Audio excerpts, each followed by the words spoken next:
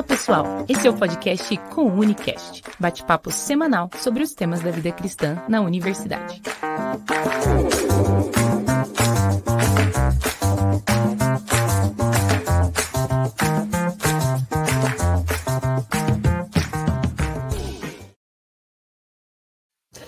E aí galera, e aí você de casa que está nos ouvindo ou nos assistindo, quero te agradecer por você estar aqui com a gente. Não sei a hora do dia que você está vendo esse episódio do Comunicast, mas eu quero agradecer pela tua presença aqui. Se esse episódio falar ao teu coração, abençoar a tua vida, não se esqueça de compartilhá-lo para que outras pessoas também possam ser edificadas. Nós estamos no Comunicast episódio 44, sim, o ano está voando, já estamos no episódio 44, inclusive já caminhando para o final de 2024, né, consequentemente.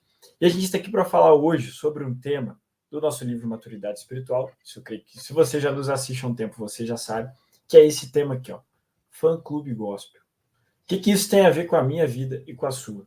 Bom, a gente vai descobrir nesse episódio e também vamos falar sobre alguns cuidados para que a nossa vida não se torne uma vida de apenas fãs distantes de Jesus. Eu sou o Felipe Martinelli, provavelmente se você já me assiste aqui, nos assiste há um tempo, você me conhece. Mas caso não, eu sou um carioca morando em Curitiba, passando frio aqui em Curitiba, especificamente no dia dessa gravação. Mas tive o prazer e o privilégio de estar aqui hoje, né, como host do Comunicast, trazendo convidados aqui para falarmos sobre a palavra de Deus e também, de alguma forma, edificarmos a sua vida. Seja você jovem, adolescente, universitário e também, independente da idade, nosso objetivo é trazer edificação da palavra de Deus para você, tá bom? Antes de apresentar o nosso convidado, que para alguns ouvintes do passado não é tão convidado assim, quero só dar dois avisos rápidos. Primeiro aviso, se você ainda não baixou o aplicativo do Pão Diário Universitário, está aqui embaixo o link, tá?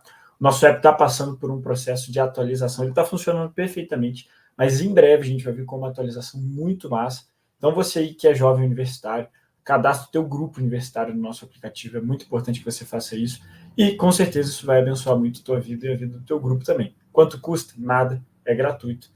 Então fica ligado. Segundo aviso, se você ainda não seguiu a gente, no nosso Instagram, @coune.conexãouniversitária, segue a gente lá. Estamos vindo com novidades, tá bom? Mês que vem vamos começar uma campanha muito massa, já no mês de novembro. Então fica ligado no nosso Instagram. Sem mais delongas, vou passar a palavra aqui para o nosso convidado, não tão convidado assim, ele já vai explicar o porquê. João, a palavra está contigo, meu irmão, se apresenta aí para a galera.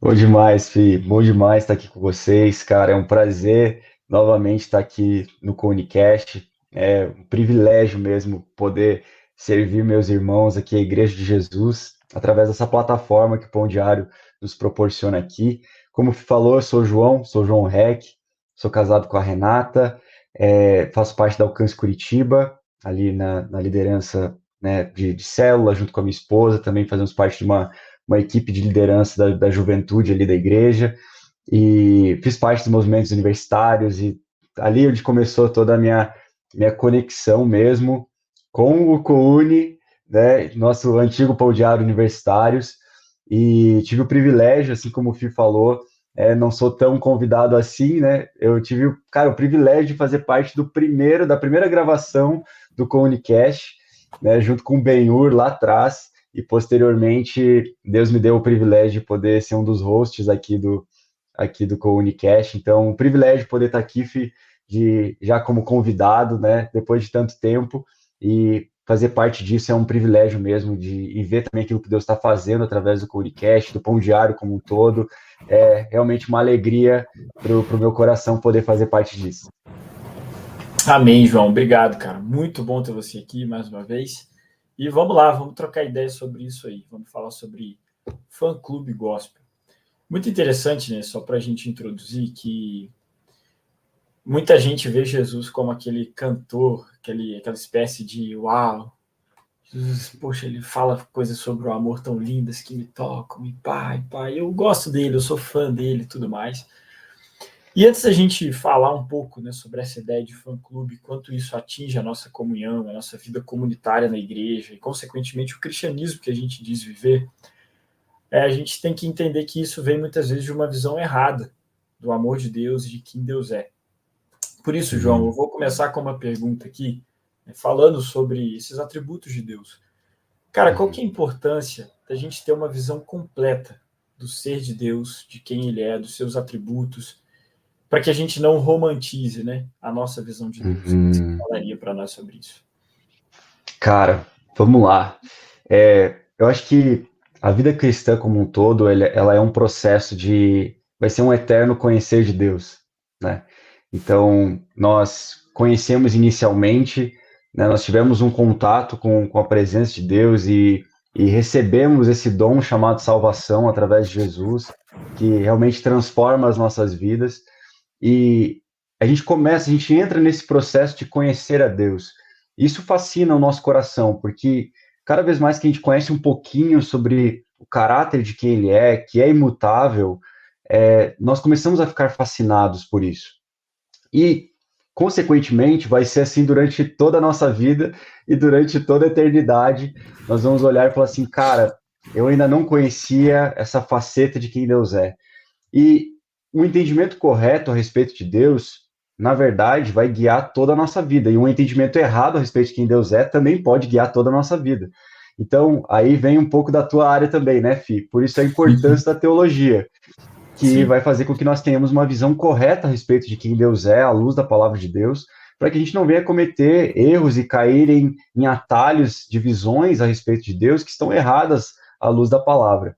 Então, eu acredito que, de forma inicial, o entender sobre todos os atributos do caráter de Deus eu não diria que é importante, eu diria que assim, é uma questão de necessidade. Porque se a gente não entender realmente que Deus, dentro de todos os seus atributos, ele é magnífico, ele é grandioso, ele é imutável, ele é sim amoroso, bondoso, mas ele também é justo, a gente vai falar um pouco sobre isso. Se a gente não entender isso de uma forma completa, à luz das Escrituras, nós vamos cair em algum erro, que foi o motivo pelo qual eu escrevi esse texto, né, do Fã Clube Gospel, porque senão facilmente a gente cai nesse lugar de pegar um atributo e colocá-lo acima de outro. E por esse motivo, uma visão correta a respeito de quem Deus é vai determinar o trilho da nossa vida. Então, vamos supor que a gente olhe para Deus somente como um Deus de juízo, isso vai guiar a maneira como nós olhamos para Deus, isso vai ser o trilho da nossa vida. Então, nós vamos construir a nossa carreira, a nossa família sobre um Deus que é juízo. E, ao mesmo tempo, nós vamos apresentar esse Deus que é juízo para as outras pessoas. Então, assim, olhando dessa perspectiva, ela é incompleta. Então, isso vai trazer muitos prejuízos, não só para a minha vida, como para a minha família, como para todas as pessoas que estão ao meu redor. E aí, falando também de um contexto um pouquinho maior, de uma visão comunitária, né, do Reino de Deus. Então, um livro que me impactou muito, Fih, a respeito desse assunto, foi O Conhecimento do Santo, do A.W. Tozer, falando a respeito justamente desses atributos de Deus, tanto os comunicáveis quanto incomunicáveis, dos atributos que são voltados para o caráter de Deus, para que nós venhamos de fato conhecer aquele que nos criou. E não vai adiantar de nada a gente estar aqui vivendo a nossa vida cristã, né, de domingo a domingo, sem de fato conhecer o Deus que nos criou. E eu acho muito interessante, né, Jesus falando no Evangelho de João que a vida eterna é conhecer a Cristo. Conhecê-lo. Então, assim, não tem como, a gente viver uma vida com Deus, uma vida evangélica, pode-se assim dizer, sem de fato ter um anseio por conhecer a Deus. Então, a gente vai viver muito aquém, vai viver muito abaixo daquilo que Deus... Eu fico imaginando assim, eu chegar diante de Deus, Deus falar assim para mim, João, eu tinha tanto para revelar a respeito de quem eu sou para você, mas você não quis, sabe? Nossa. E eu gosto muito, cara, de uma frase do meu pastor, do Rafael Barbosa. O Rafa, ele diz assim, que a moeda do céu é fome e sede. Então, eu gosto disso porque, de fato, cara, não tem outra maneira de nós cativarmos mais ainda o coração de Deus, sei que nós não tenhamos fome e sede por Ele, por conhecê-lo e também, posteriormente, fazê-lo conhecido. Então, eu acredito que ter essa visão a respeito de Deus é o que vai guiar a nossa vida para um caminho correto à luz das Escrituras ou para um caminho muito errado, né, julgando a partir da ótica das Escrituras também. Com certeza. Cara, um negócio interessante que você falou, né, até comentando sobre a questão da teologia, eu vejo que hoje em dia, no meio evangélico brasileiro, assim, muitos criticam a ideia da teologia, né? Até porque acabou indo, de certa forma, agora uma crítica à minha classe de teólogos, né? De uma certa forma, foi para uma linha muito acadêmica. Mas, cara, como é importante nós resgatarmos isso, da importância da teologia como conhecimento de Deus, né?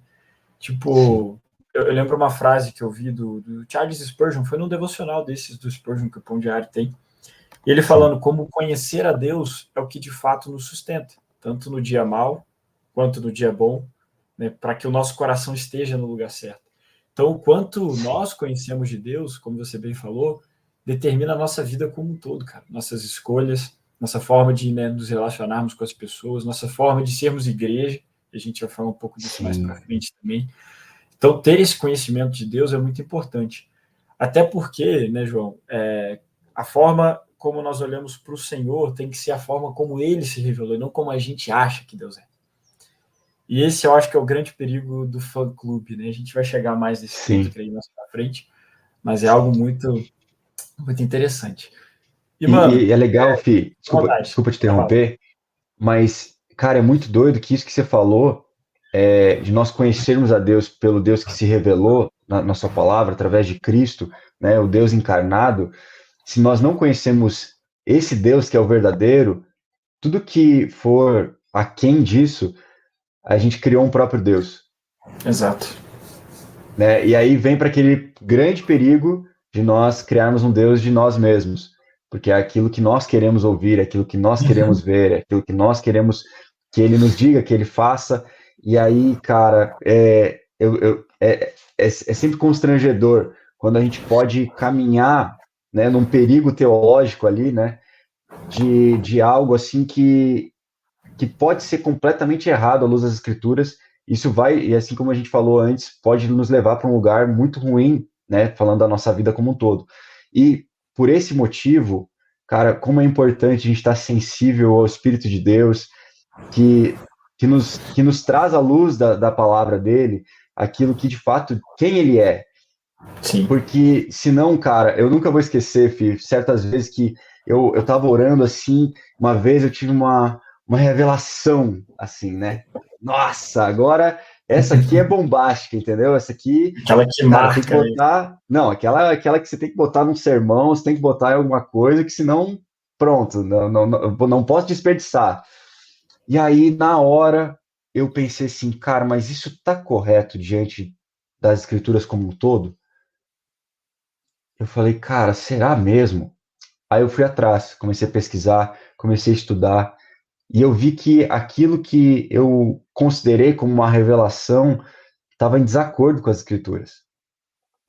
E eu falei, cara, então isso aqui é uma famosa heresia. Heresia, E é um cuidado, né, João, que a gente tem que ter com o nosso próprio coração, né, cara? Se você for parar para olhar as escrituras, principalmente no Antigo Testamento, grande parte da fala do Senhor através dos profetas de exortação era em relação à idolatria. Sim. E muitas vezes a idolatria era o povo criando um Deus ao molde deles, né? Isso vai acontecer no bezerro de ouro, isso vai acontecer em diversas situações, a ponto de fazer o povo de Deus acabar, né, se misturando com outros povos, com outros deuses e tudo Sim. mais. Então, no final das contas, o perigo da idolatria está em não conhecer de fato a Deus e acabar fazendo deuses, né, ao nosso molde, Sim. ao nosso padrão e tal. E é um perigo, né, cara? É um perigo que nós, como cristãos, corremos diariamente. Como você bem falou, é o tipo de revelação que você teve, que a princípio, se você não vai fazer essa busca nas escrituras, você já colocaria num sermão, que consequentemente influenciaria de outros, né? Então, é um cuidado, cara. Nosso coração é enganoso, né? A gente tem que cuidar demais. É louco isso. E isso é muito doido, Fih, porque se a gente for para pensar, o ídolo disso tudo somos nós mesmos. Porque por que eu queria essa revelação para entregar para as pessoas? É porque elas olhassem para mim do tipo assim, cara, pô, o João é o cara que teve essa revelação, entendeu? Mas, tipo assim, cara, a mensagem continua sendo a mesma durante todos esses milhares de anos, assim, cara, e é incrível ver como é a mesma mensagem e a história da igreja nos ensina que todas as vezes que alguém teve uma nova revelação e não foi julgado, né, cara, vai dar ruim. Então, assim, Eu acho que Com cer- é isso que é o mais importante, nós termos uma visão correta a respeito de quem Deus é, para que a gente não venha cair nesse erro, não. Sim, com certeza, João. Cara, falando um pouco sobre isso, né? Ali no nosso no devocional que guia esse bate-papo sobre o fã-clube gospel, um texto que vem, né, Romanos 11, 22, onde Paulo vai falar sobre um Deus bondoso, mas que também é severo. E a gente vai ver o que aparenta ser um grande paradoxo nas Escrituras. Um paradoxo, a Uhum. princípio, que até para muitos é aquela ideia do, meu Deus, o Deus do Antigo Testamento não é o mesmo que o Novo. Deixa eu só contar uma história antes de fazer a pergunta. Por No ano favor. passado, eu fui num retiro no Egito, que foi bem interessante, né, e eu vi na história de um muçulmano que havia se convertido à fé cristã. Ele estava contando a seguinte história: ele participava, né, de um grupo de guerrilha islâmica, e ele começou a não ver sentido mais no que ele fazia, de tortura, de morte e tudo mais, né? A gente sabe que era um grupo extremista e tal. Uhum. E ele se afastou desse grupo. O irmão dele, acho que ele tinha um irmão mais velho que fazia parte ainda, e o questionou, ele falou, cara, eu só não quero estar mais e tal, ainda sigo a minha fé.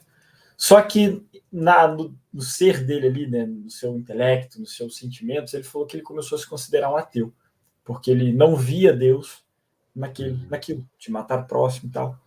E aí ele, né, abdicou da fé islã, foi para a Bíblia. E ele falou que começou lendo o Antigo Testamento e falou, meu Deus, mas o Deus do Antigo Testamento parece ser alguém tão severo, alguém que me mandaria Uhum. matar alguém, que loucura é essa e tudo mais. Não, tem alguma coisa errada. E aí ele chega em Jesus, né? Chega, Uhum. ele, tipo, encucado com aquilo, ele lê todo o Antigo Testamento até chegar nos Evangelhos. E a primeira pergunta que ele faz é, peraí, não é um Deus diferente? Até que ele vai vendo Jesus se apresentando como a imagem do Deus invisível, né? Aquilo que Paulo vai falar e tudo mais. E ele chega à conclusão Sim. final de que não, cara. É o mesmo Deus. Um Deus justo, santo, um Deus sim que precisa ser severo com o pecado, senão ele não seria santo e justo. Mas ele faz isso, Sim. obviamente, né, de forma graciosa, em Cristo na cruz, trazendo uma graça transformadora, citando inclusive seu pastor. Sim. E isso é algo muito interessante, porque, né, essa história dele contando, cara, ali eu vi quem Deus era. Sim, um Uhum. Deus santo e justo, mas não um Deus maldoso, como eu cria antes, né, numa outra religião, mas também um Deus que, para ele ser santo e justo, ele tem que ser severo com o pecado, sim, ele tem que ser e demonstrar essa justiça, essa santidade. E para nós, né, Sim. seres humanos, parece que são coisas que não se conectam. Mas quando a gente olha para o ser Uhum. perfeito de Deus, a gente consegue ver essa conexão. E a pergunta está justamente aqui, João. Como que a gente pode entender essa possível dualidade, esse possível paradoxo, né, ao olharmos para Deus nessas perspectivas que traz na Bíblia, e como Uhum. esse entendimento pode influenciar a nossa compreensão da nossa fé? Legal. Cara, acho que tudo parte de um princípio de nós entendermos corretamente a graça através de Jesus, sabe? Porque se a gente não tiver um entendimento correto, assim como você citou anteriormente, a gente vai realmente enxergar para um Deus que é dual mesmo, que é um Deus do Velho Testamento e um Deus do Novo Testamento. Parece que Deus do Velho parece um velho ranzinza que só quer exterminar com as pessoas, e aí um Deus do Novo que, tipo, não suavizou as coisas e tá, tipo assim, não, mas nenhum nem outro. Eu acho muito interessante, Fih, que quando as pessoas elas vão citar a respeito da graça de Deus, ela fala assim, não, mas porque a lei, ela veio para isso, e tipo, aí depois cita algum texto de Romanos, alguma coisa assim, falando, não, mas que a lei era muito severa, não sei o quê, não, e Jesus veio suavizar o rolê para nós. Eu falo assim, cara, eu acho que você tá lendo outra Bíblia, porque Jesus vem e fala assim, né, no Velho Testamento, na lei, se você cometesse, né, o adultério, aí de fato você estava pecando. Agora Jesus vem e fala assim: se você olhar com uma intenção impura, você já pecou no seu coração. Então, isso não parece para mim um suavizar da lei, mas sim um elevar da régua. Do tipo assim, cara, você não está entendendo. Antes era só o que você cometia, era o ato externo. Agora eu estou sondando a intenção do seu coração. Então, Muito a mais. graça de Jesus, ela é muito mais acima, né? É muito mais, como que eu posso dizer? O crivo está muito mais alto, né? A peneira subiu muito. E só que as pessoas elas não olham dessa forma. Então por isso que tipo é difícil enxergar um Deus que é bom e é justo ao mesmo tempo, porque parece que Deus ele era mais justo lá no Velho Testamento, na lei, mas no Novo Testamento, agora na era da graça de Jesus, ele é um Deus bondoso. Mas não, ele continua sendo os dois. Ele era um Deus bom lá atrás e justo, e continua sendo um Deus bom e justo no Novo Testamento também.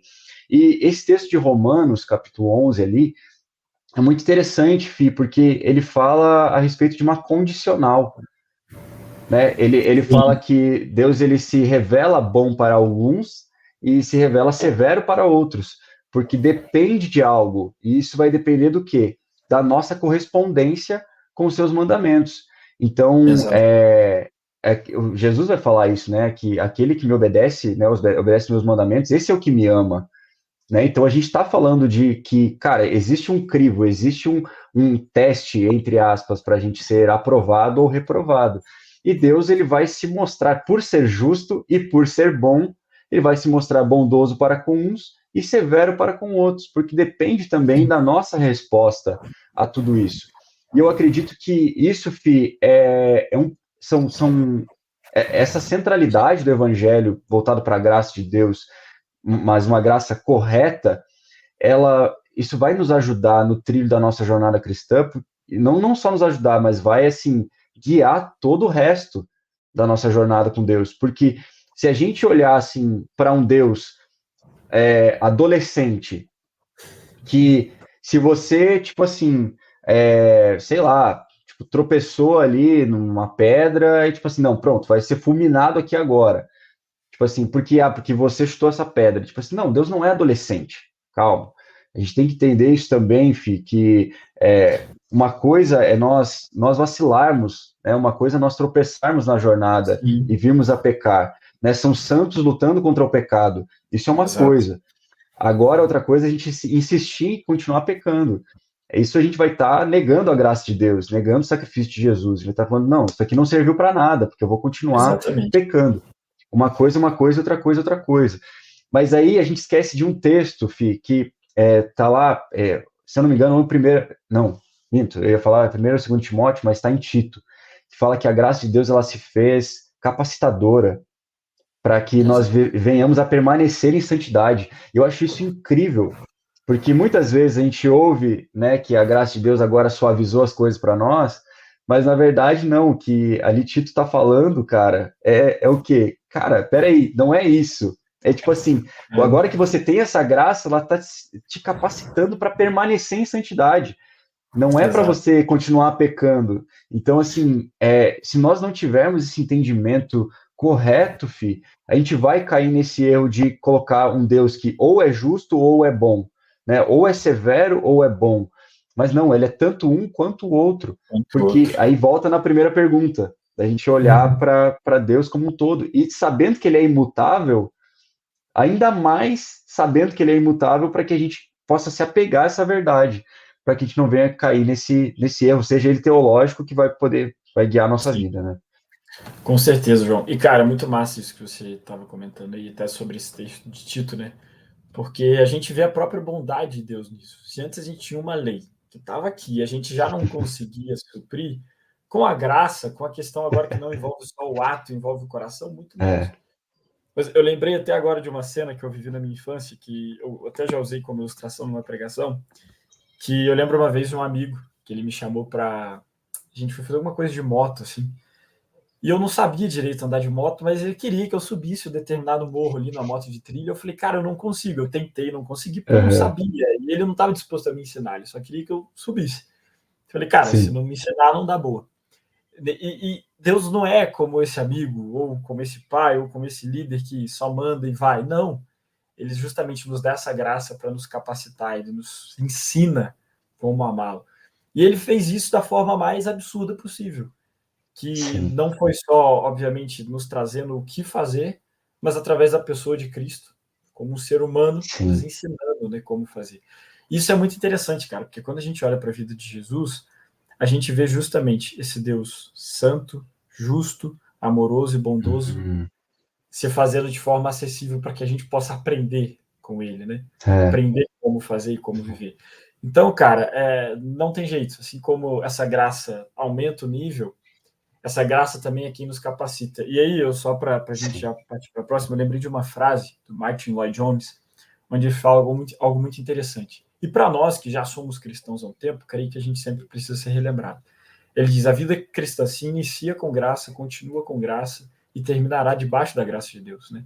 A gente precisa dessa graça em todo momento, não só no entregar a vida para Cristo, mas em todos os dias. Sim. Então é uma necessidade. Né? Isso é legal, Fih, que você estava comentando. A gente está até numa série de mensagens lá no Alcance Jovem, e o nome da série se chama O Deus Companheiro.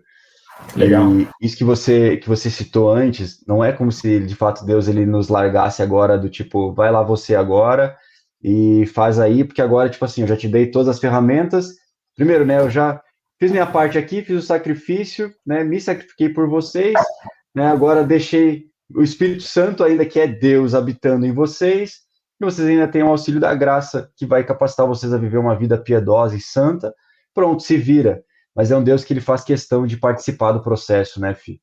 E Exato. aí, onde a gente vê que, cara, Deus ele continua sendo amoroso por nos ajudar nesse processo, né? É aquela famosa situação onde muitas vezes a gente pode acabar pecando, do tipo assim, não, como se Deus ele virasse o rosto pra gente, mas, cara, é muito pelo contrário, é tipo assim, não, tudo que eu mais quero é que você venha até mim, porque a gente continue junto. É esse o processo, não é que Deus está virando o rosto para a gente. Então, eu acho isso incrível, porque eu me sinto muito amado, né? Um Com Deus certeza. que olha dessa forma e não, tipo assim, não, você falhou aqui, então pronto, acabou o processo, entendeu? Não tem mais conserto. Mas não, é um Deus companheiro que caminha com a gente para esse lugar, para que a gente viva uma vida santa e piedosa. Amém, João. É exatamente isso, cara. E é isso que a gente precisa muitas vezes resgatar, né? E até falando, né, sobre essa questão do fã-clube gospel, a gente, né, começou falando sobre isso, de conhecer a Deus, porque a ideia de a igreja se tornar um fã-clube está justamente na visão distorcida que uma igreja, uma comunidade de fé podem ter de Jesus. E aí, Sim. João, a pergunta que eu te faço, cara, né, voltando agora um pouco, trazendo isso para a realidade da igreja local, qual que é o papel da igreja, né? Você trouxe o exemplo aí do Alcance Jovem, onde você está, no meu caso aqui na PIB. Qual que é o papel da igreja na formação de discípulos que, de fato, têm uma visão correta de Jesus? Como que a igreja pode capacitar, instruir, ensinar? E qual que é a importância de nós, como membros de uma igreja assim, buscarmos esse verdadeiro conhecimento de Cristo, né, de Deus, do Evangelho e tudo mais? Muito bom. Cara, eu vou dar um passinho para trás, só para explicar um pouquinho de como esse texto ele, né, do fã-clube ele surgiu. Né? Ele Manda veio lá. de um contexto, cara. Eu brincava até, falava com a Jess Pavanello. Ela sempre falava assim: indignação é um ótimo combustível para escrever. E aí, cara, veio esse texto, ele surgiu de um lugar de uma indignação muito forte no meu coração, onde tinha surgido uma gravação de uma atriz muito famosa no Brasil, falando que Jesus era um cara legal, mas que o que estragava era o fã-clube dele, né, falando da igreja. E isso ficou muito famoso, né, durante o período no Brasil, e muitas pessoas utilizam isso até hoje, né, tipo, que o Jesus é um cara legal, mas o que estraga é o fã-clube dele, que é a igreja. E eu falei, cara, isso não é uma verdade. Tipo assim, obviamente a gente tem irmãos imaturos que erram, que falam coisas que não deviam na internet, enfim, mas, cara, não tem como a gente dissociar uma coisa da outra, do Cristo e da sua igreja. Não tem, ele é o cabeça e nós somos o corpo. Então, assim, não tem como dissociar. Você não vê uma cabeça andando sozinha por aí, você não vê um corpo também sem cabeça andando por aí. Não tem como a gente, né, dividir as duas coisas, né? Cristo e a igreja, eles fazem parte um do outro. E eu lembro que isso gerou uma indignação muito forte no meu coração, porque era a turma pregando só o amor, né, sobre só o amor de Cristo, que de fato é o que transforma realmente a nossa vida, a gente saber que é amado por um Deus que entregou seu próprio filho por nós. Isso é fantástico. Mas a pregação dessas pessoas era baseada somente nisso. E aí começou a despertar dentro de mim uma indignação muito grande com isso, Fih, porque eu olhei e falei assim, cara, isso é uma verdade, mas uma verdade incompleta, ela pode levar as pessoas para um lugar de muita perdição. Com certeza. Então, é tipo, cara, estamos pregando a palavra de Deus. Sim, estão. mas não de uma maneira completa. É como se, tipo assim, você não lesse as letras miúdas para as pessoas, entende? Aham. Do tipo assim, não, vem cá, aceita Jesus, mas, tipo, não explica para a pessoa que se tornar um discípulo de Cristo vai custar a vida dela, vai custar Sim. tudo. Não vai, tipo assim, não é só um mar de rosas que vai ser legal, que, tipo, vai ser divertido. Não, talvez, cara, você vai passar por momentos muito difíceis. Mas, cara, tendo um bom ânimo, que Jesus venceu o mundo, primeiramente, e, cara, a gente encontrou um prazer que não existe em nenhum outro lugar, que é viver, né, aos pés de Jesus e ter uma vida entregue a Ele. Então, veio desse lugar. E aí, Fi, trazendo mais para sua pergunta, olhando para uma comunidade, né, para as nossas igrejas, eu vejo que em primeiro lugar, nós precisamos estar numa igreja que pregue a verdade completa. Então, eu acredito que eu sempre ouvi uma frase do Douglas Gonçalves, né, que procure não a igreja mais próxima da sua casa, mas sim a igreja mais próxima da Bíblia.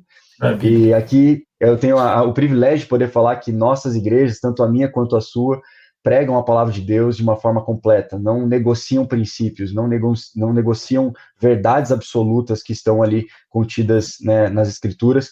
Então, acho que o primeiro lugar é a gente estar num lugar que nos proporcione construir a nossa vida baseado na verdade e na verdade completa, para que nós não venhamos nos tornar somente um fã-clube, mas sim uma comunidade de discípulos. Aí, em segundo lugar, Fih, eu acredito que assim, isso poderia dar um podcast todo para a gente falar só sobre isso, mas é sobre o discipulado. Nós temos irmãos mais velhos na fé que nos ajudem para que a gente possa, de fato, ter Cristo, o caráter de Cristo sendo formado em nós, para que a gente possa chegar à estatura do varão perfeito em comunidade. Eu acredito, Fih, que uma igreja sem discipulado, ela não vai para frente. E assim, longe de ser um juiz aqui, ou árbitro das igrejas brasileiras ou mundiais, estou longe de fazer isso, mas é o modelo que Jesus deixou, né? Com certeza. Cara, e é doido, porque eu tenho uma frase bem polêmica, mas que eu concordo com ela, que é do meu pastor. Ele fala assim, cara, o ID não é para todos. E aí todo mundo fica tipo assim, meu Deus, como assim o ID não é para todos? Ele fala assim, cara, se a gente parar para pensar, quando a gente vai ali e lê em Mateus 28, a gente lê ID por todo mundo, para o evangelho fazer discípulos de todas as nações, ensinando-os a verdade, né, de todas as coisas ali. Quando a gente olha para esse texto, a gente percebe que ensinando todas essas coisas, então, tipo assim, é como se Jesus estivesse falando, cara, tá vendo esses 28 capítulos e 17 versículos que estão escritos por Mateus aqui? É ensinando tudo isso aqui. Então, se você primeiro não sabe disso aqui, você não passou pela escola do mestre, como que você vai ensinar para outras pessoas? Então, é o que muitas vezes a gente cai nesse erro de querer fazer discípulos sem primeiro conhecer o Senhor de verdade e sem passar pela escola do mestre. E eu acredito, filho, numa comunidade de discípulos que de fato entendem isso em Jesus e que vivem para Ele. Porque assim, a gente estava lá no Jim, né, agora em setembro desse ano, e, cara, eu tive uma conversa muito interessante com uma líder de uma igreja em Algarve, lá no sul de Portugal. E ela estava falando como estava sendo difícil para ela que, num contexto de uma igreja pequena, as pessoas comprarem a ideia de, tipo assim, se tornarem líderes e discipularem pessoas e cuidarem de pessoas. E aí eu virei para ela e eu falei assim, olha, desculpa te falar uma coisa, mas se elas não estão sendo comprometidas com a missão de Deus, é porque de fato elas não estão com o coração completamente entregues a Deus. Se elas Com não são certeza. suas discípulas ainda, é porque elas não são discípulas de Jesus.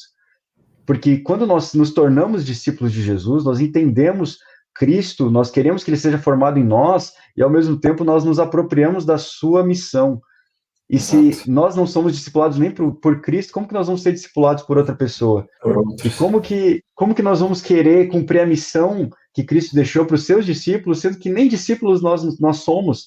Então, Tem assim, como, né? eu acredito que, em primeiro lugar, estar numa comunidade que prega a verdade, para que a gente não venha se tornar um fã-clube, mas para que nós nos tornemos discípulos de fato, nós precisamos ter um encontro genuíno com Jesus. E olhar e falar assim, cara, não tem como eu prosseguir aqui sem contribuir com a missão que Cristo deixou. Então, aí eu Com abraço certeza. a missão de Cristo, porque eu entendo que é mais forte do que eu. Sim. Aí, cara, assim, a gente tem um monte de livro para citar, mas, Cara, Discipulado, do Dietrich Bonhoeffer é tipo assim, se Base você não leu esse livro, por favor, leia esse livro, de Como se tornar um discípulo de Cristo mesmo. E eu acredito, Fih, que a partir disso, nós não nos tornaremos um fã-clube. E eu acho muito legal, cara, que o Douglas Gonçalves fala isso, né, que a linguagem de amor de Deus é obediência. E o próprio Isa, né, o Isa Subirá, ele fala assim que obediência é o que difere os discípulos dos fãs. Então, com porque o certeza. fã, ele é um apreciador. Ele é tipo, cara, isso é legal. Pô, isso é que massa, entendeu? Tipo, eu posso ser... Cara, eu sou fã de basquete. Então, assim, eu Uhum. era um fã do Kobe Bryant. Tipo assim, cara, ele era o meu jogador, assim. Eu falava, cara, nossa, Kobe Bryant pra mim é tipo o jogador. Quando eu comecei a acompanhar basquete, e eu era fã dele, mas eu não tinha minha vida devota a ele. Se o Kobe Bryant falasse assim pra mim, ó, tipo, eu me achasse no Instagram e falasse assim, ô João, você joga de um prédio aí, tá? Tá maluco, entendeu? Tipo assim, não, isso que é o que a gente diferencia de um fã para um filho, né, para um discípulo, porque ele vai olhar e falar assim, cara, eu entendo agora o coração, eu conheço meu pai, e eu conheço o meu discipulador, que é Cristo. E por isso agora eu submeto minha vida como um todo a Ele. E aí eu acho que é nesse processo de obediência, de entregas completamente comprometedoras, Fih, que nós protegemos esse lugar que é a comunidade espiritual, de não se tornar um fã-clube, mas sim uma comunidade de discípulos que, de fato, vive para a glória de Deus. Amém, João. Cara, eu acho que de tudo que você falou, uma palavra que veio muito na minha mente, assim, né, que diferencia justamente essa ideia do discípulo e do fã, é a radicalidade, cara. É, É interessante que Jesus, ele em determinados momentos, ele pega aqueles discípulos e a multidão, inclusive, que estava com ele, e você vê em algumas das suas pregações e dos seus ensinamentos um certo tipo de confronto. Um dos que mais sim. me marca está ali em Lucas capítulo 9, quando Jesus está diante, né, dos seus discípulos e ele diz: se você quer vir até mim, não seja imprudente, calcule o custo, Muito bom. para que você não comece uma construção e pare no meio. E aí, cara, enquanto você estava falando sobre fã-clube, eu lembrei muito de um jogador de futebol, eu não vou citar o nome, mas se citasse também acho que não teria problema, que ele ficou conhecido uma vez por ter uma faixa aqui escrito 100% Jesus, né? Hoje, olhando, né, para a vida desse cara e para tudo que aconteceu e tal, você vê ali um fã, um cara que, Uhum. né, ele inclusive, até onde eu sei, ele é dizimista numa igreja, tipo... Mas quando você olha para a vida, para o fruto, para aquilo, para o que gera, para o que as pessoas estão vendo, você não vê o evangelho, você não vê Cristo sendo formado. Sim. Então a gente, né, e isso parece muitas vezes, João, estar distante de nós, mas é um cuidado que a gente precisa ter, para que a gente não ande na Sim. rua, né, com... Eu vou dar um exemplo, cara, se você abrir o meu armário agora, tipo, 80% são camisetas cristãs, 80%, literalmente. Tipo, pô, a gente tava no gym lá, a galera do Emaús vendendo camisa lá, e tal, tal. Mas corre um risco de a gente andar na rua com camisetas cristãs, né, da gente ter as Sim. bandagens 100% Jesus na minha vida, tá no carro lá com o peixinho, né? Não sei se é dessa época que você viu os peixinhos ali no Com carro, certeza, com né? certeza. Aquele escudinho da fé. Cara, e acabar, no final das contas, sendo fãs e não discípulos, né? E o que diferencia os discípulos, como você bem falou, é de fato esse discipulado aos pés de Cristo. Quando você estava falando, eu lembrei de um livro que eu acho que entra na gama desses livros sobre discipulado. O do Bonhoeffer eu acho que é o principal, é o base, mas um livro do Jonas Madureira, chamado O Custo do Discipulado, onde ele vai falar, né, Sim, do que o discipulado representa. Em primeiro lugar, seguir a Jesus e ajudar pessoas a seguirem Jesus. E é sim, exatamente isso. Não tem como você ajudar alguém a seguir Jesus. Não tem como você não ser apenas um fã, mas de fato um discípulo. Ou melhor, ajudar alguém a ser um discípulo se você não é um discípulo, se você não sim, segue. Então, essa fala do Rafa, por mais que pode, de início, você falar como assim não é para todo mundo, faz muito sentido. Eu nunca tinha parado sim, para me atentar a isso, cara. Nossa, realmente, tipo, tem um padrão ali do discipulado, né? Muitas sim, vezes a gente acaba se esquecendo disso. É complicado o negócio. Mas, sim. Cara, muito bom. Fih, queria complementar com uma coisa.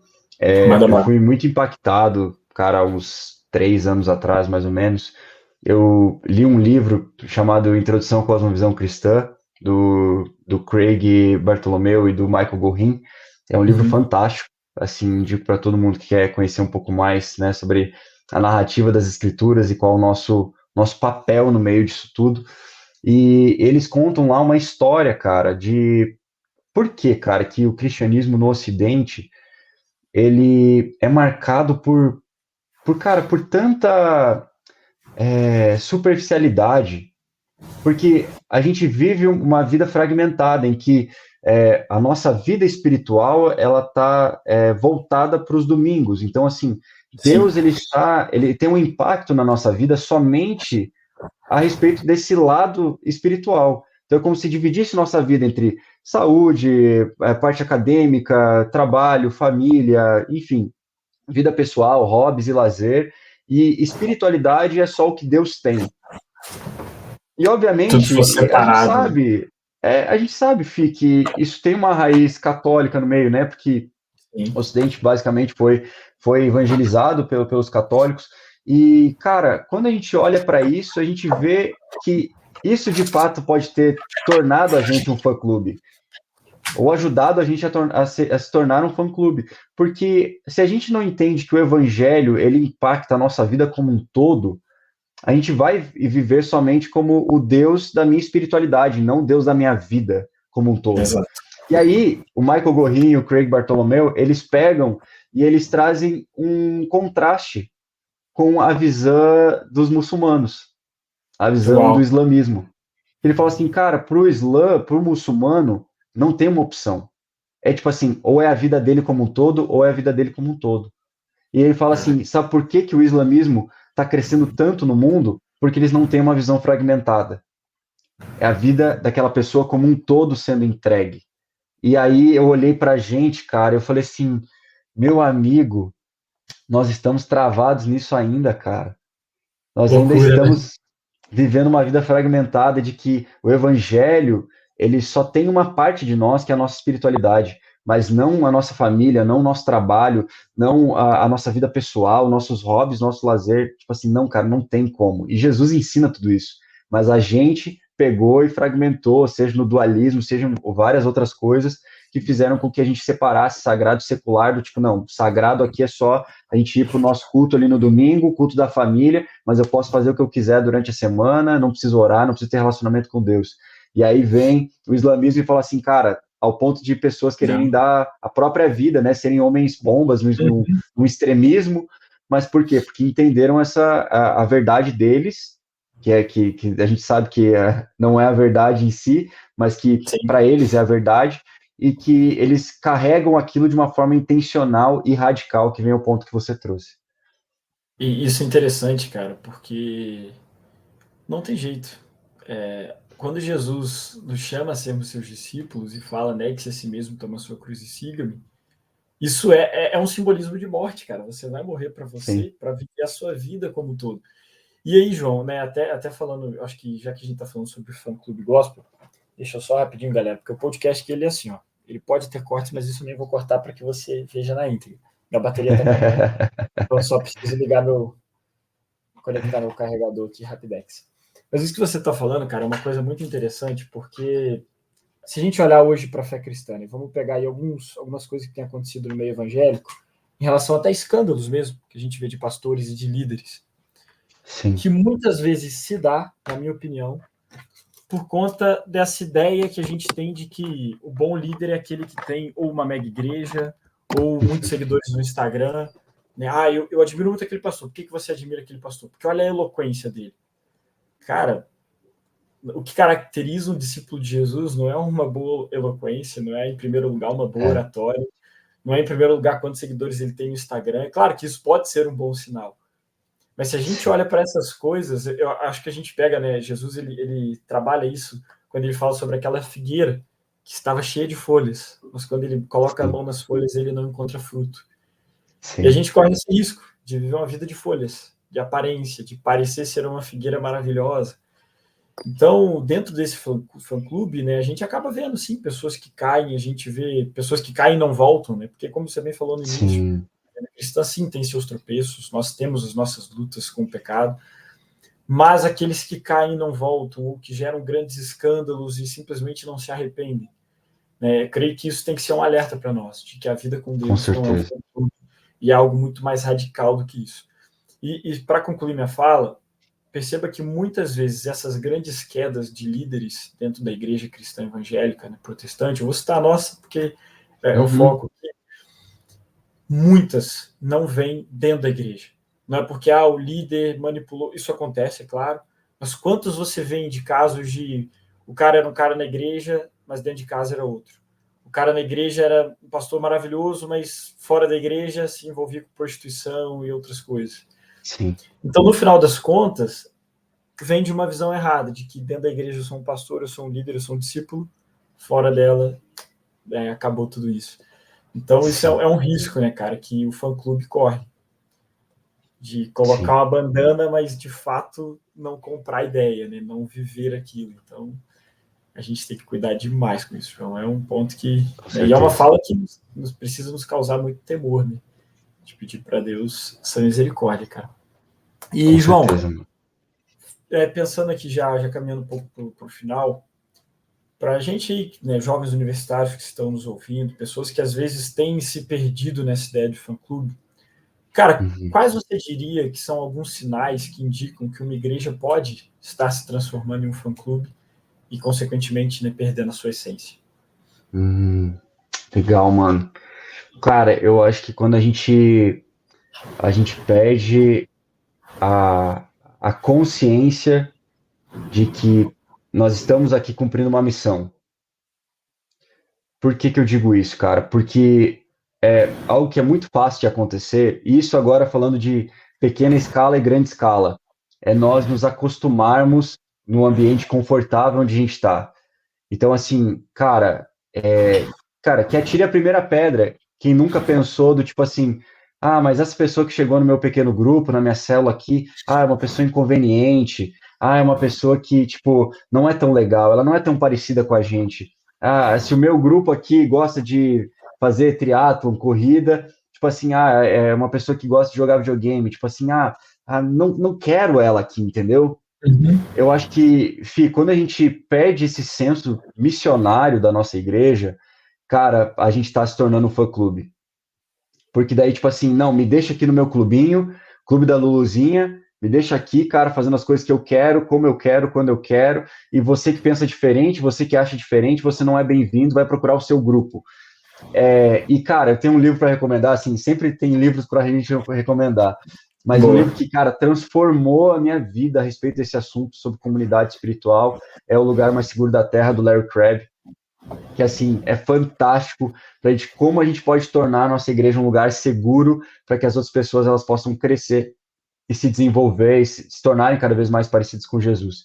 Então, eu acredito, através desse livro também, ele me ajudou a entender, o próprio autor, ele fala sobre uma pessoa que fazia parte de uma comunidade que, tipo, ela não tinha nada, entre aspas, para agregar como coisas que a gente espera.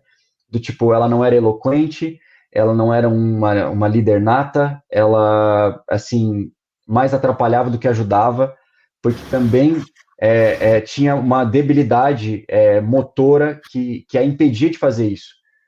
Mas que, uma vez, quando uma pessoa, o Larry Crabb está contando essa história, ele pega aquela pessoa e se senta junto com ela, e aquela pessoa olha com olhos de amor para ela, ela fala assim, cara, aqui está o porquê da gente ser igreja, sabe?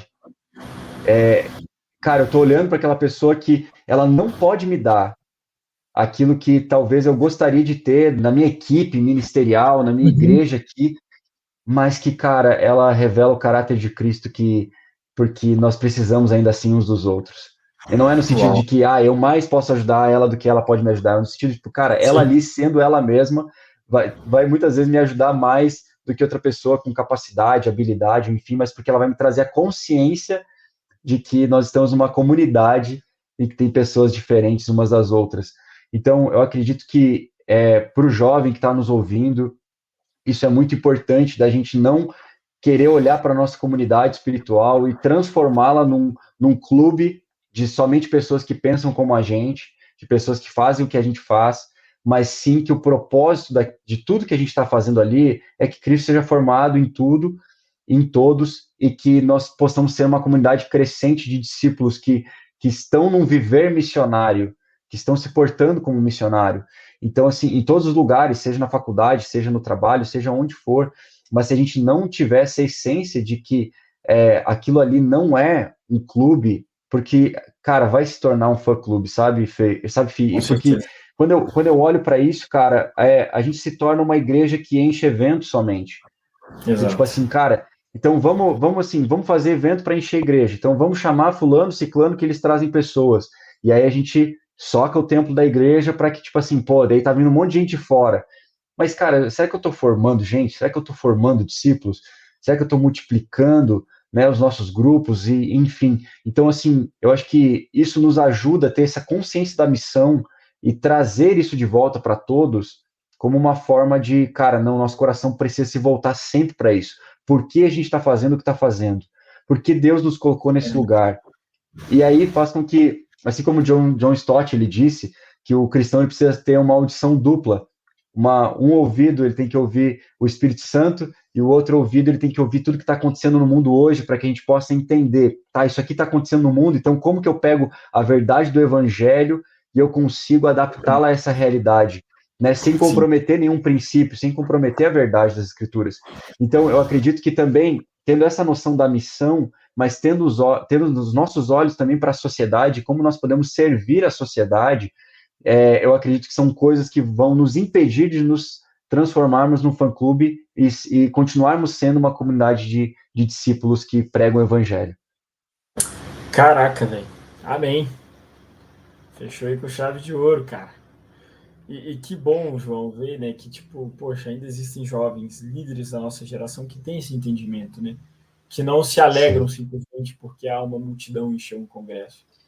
E sim porque está formando Cristo nas pessoas. E esse é o objetivo do discipulado, esse é o objetivo do que nós temos que fazer em tudo que a gente busca, num podcast como esse, Sim. né, a célula que você lidera, que eu lidero na nossa igreja, na comunidade local. E quando você falou dessa questão do grupo fechado, cara, esses dias eu dei uma palavra para a piazada da minha célula, que, né, a gente, às vezes, a célula é mista, mas às vezes a gente separa, assim, os piás e as Uhum. gurias. E eu falei, cara, é óbvio que dentro de uma igreja você vai ter panelas, no quesito de grupos que, ainda mais numa igreja grande, isso vai acontecer. Sim. Não tem como você ser amigo de todo mundo, não tem como você estar todo dia na casa de todos, é impossível. O problema é quando nós fechamos a tampa dessa panela. E numa panela, o que você Sim. tem? Você tem um alimento sendo feito. E um alimento para ser feito, vamos supor, né, você vai fazer aqui, vou pegar alguma coisa aleatória, uma carne de panela ali. Você vai ter Uhum. ingredientes diferentes, que dão sabores diferentes, que vêm de lugares diferentes, mas que precisam estar ali para que aquele Sim. alimento seja feito. Isso é a vida na igreja, como você bem falou, né? Você tem pessoas diferentes e a gente precisa cercar de pessoas que às vezes pensam diferente, que às vezes nos confrontam, que às vezes nos levam a pensar. Esses dias eu estava debatendo com o cara, o cara estava bem numa linha de teologia liberal, assim, mas aquilo me Uhum. tirou da zona do conforto, velho, porque me fez ir buscar mais para que eu me aprofundasse mais a ponto de dizer, não, cara, eu estudei a ponto de olhar e falar, não, isso aqui que ele falou de que a Bíblia não é palavra de Deus não faz sentido. A Bíblia é palavra de Deus, olha o que a Bíblia diz. Mas aquilo me Sim. inculcou, pelo menos me levou a estudar mais profundamente para chegar a essa conclusão e ter essa convicção no meu coração. Então a gente muitas vezes precisa disso. Né? Não, Sim. obviamente, dando muito filtro, muito cuidado. Né? Mas isso é Sim. massa, cara. E que a gente possa, né? Que você que está nos ouvindo, nos assistindo, possa não fazer parte de um fã-clube gospel, mas de fato É. fazer parte dessa grande comunidade de discípulos de Jesus que busca fazer discípulos e fazer com que Cristo seja visível, não só na sua vida, mas na vida das pessoas à sua volta. Cara. Obrigado, João, por esse tempo. Tamo junto. Muito aí. Pô, privilégio ter você aqui mais uma vez, né? Depois de tanto tempo como host, hoje aqui como convidado. Que legal. Muito Bom feliz mesmo. demais. E, cara, que Deus continue abençoando aí tua vida, tua família, tua igreja. Amém, Ó, você mano. que está nos ouvindo, tem um arroba do João aqui no Instagram, segue ele lá. Além de, né, um grande líder aí hoje aqui na nossa cidade, na sua igreja local, ele também é psicólogo muito bom. Fica a indicação aí. E, mano, que Deus possa abençoar. Deixa uma última palavra para a galera aí, para a gente poder encerrar esse tempo. Com certeza. Cara, que privilégio estar aqui, Fih, mais uma vez e poder fazer parte daquilo que Deus está fazendo. Eu acho que, como uma última fala aqui, eu diria que, cara, Deus, ele não precisa da gente. é algo que eu tenho falado bastante com as pessoas que caminham perto de mim e também para os meus pacientes cristãos, né, líderes que eu atendo, pastores que eu atendo. Eu sempre falo isso, cara, Deus ele não precisa da gente. A gente vai cair num erro teológico muito grande se a gente falar que Deus precisa da gente. Exato. Mas Deus deseja primeiro nos ter, e depois que ele já nos tem, ele deseja nos envolver na sua missão. Então, não tem tanto a ver com aquilo que eu quero fazer, mas é Deus, o que você quer fazer, o que você está fazendo, e como que eu posso fazer parte disso. E eu acredito que dessa forma, Fih, nós vamos continuar vivendo em comunidades saudáveis, comunidades espirituais saudáveis, que estão olhando para um mesmo lugar, que assim, que ele cresça e que eu diminua, porque não tem a ver com o que eu faço, mas assim com o que ele quer fazer, e eu só vou me envolver na sua história, só vou me envolver na sua missão, mas não tem a ver comigo, não tem a ver com o meu ministério, mas tem a ver com o ministério de Jesus, o que ele está fazendo nesse tempo, do outro lado do mundo, como eu posso participar disso. Então, eu acredito que isso protege o nosso coração e nos traz alinhamento, né, tanto na nossa igreja local, como nas igrejas da nossa cidade, do nosso país, e a gente é uma prova disso, né, Curitiba, graças a Deus, nós temos uma unidade entre as igrejas, entre as juventudes, que é fora da realidade, é fora do comum. Por quê? Porque a gente tem um monte de líder de juventude que não está olhando para o próprio umbigo, mas está olhando, Deus, o que você quer fazer? O que você está fazendo na nossa cidade? E como que a gente pode contribuir? E não como se Deus precisasse somente de cada um deles na sua igreja local, mas num todo. Então, tendo esse olhar de reino de Deus, eu acredito que isso vai cada vez mais nos elevar para um lugar, Fih, que nós não vamos flertar com o fã-clube, mas sim, nós vamos estar formando cada vez mais esse tipo de gente que está com os olhos voltados para Jesus e como nós podemos contribuir para a missão que ele está realizando. Então, é isso. Amém, cara. Glória a Deus. Tamo junto, João. Aquele abraço, você que nos ouviu, nos assistiu. Com certeza esse podcast falou teu coração. Curte, comente, compartilhe aí, para que mais jovens e mais pessoas possam também ouvi-lo. Que Deus te abençoe e até o próximo Comunicast. Tamo junto.